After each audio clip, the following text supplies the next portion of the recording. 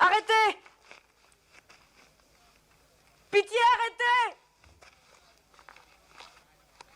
Je vous en prie! Assez!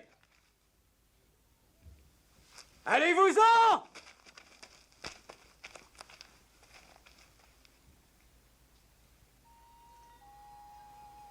Je vous remercie, maître, de ce que vous avez fait pour moi. Ce n'est pas pour toi, jeune Kane, mais pour moi. Mais c'est à moi qu'ils en voulaient.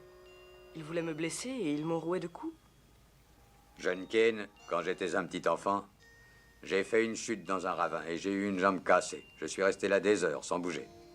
Je pouvais mourir tout seul. Mais un étranger qui passait a entendu et il m'a sauvé.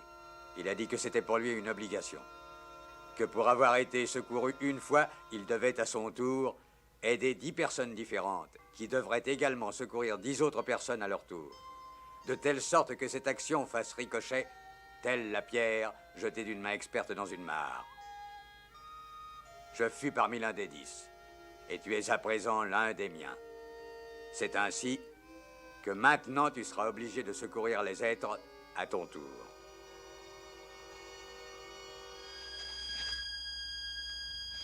Les meilleurs cavaliers ne forcent pas leur monture. Les meilleurs lutteurs ne montrent jamais un sentiment de colère. L'adversaire le plus sage est celui qui gagne sans s'engager dans une bataille. Maître, il y a la contradiction. Entraîner son corps à la lutte et ensuite éviter la colère et la bataille. C'est ce qui donne le pouvoir d'éviter le combat. C'est ainsi que le faible arrive à vaincre le fort.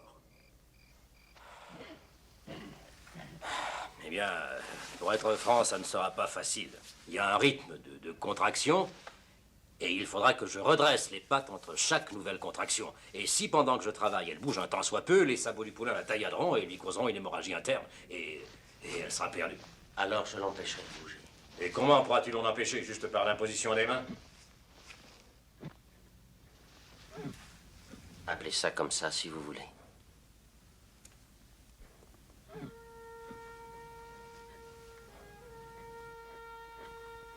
Les mains, mon enfant, sont les yeux et la bouche du toucher. Par elles, un homme peut découvrir les sentiments d'un autre être et transmettre les siens. N'est-ce pas triste, maître, que la main de l'homme puisse aussi bien frapper que caresser? La souffrance et le plaisir sont deux cloches côte à côte et la voix de chacune résonne dans l'autre. La souffrance et le plaisir se ressemblent à ce point? Est-ce que les yeux et la bouche se ressemblent? Nous voyons une fleur, nous voyons une blessure horrible.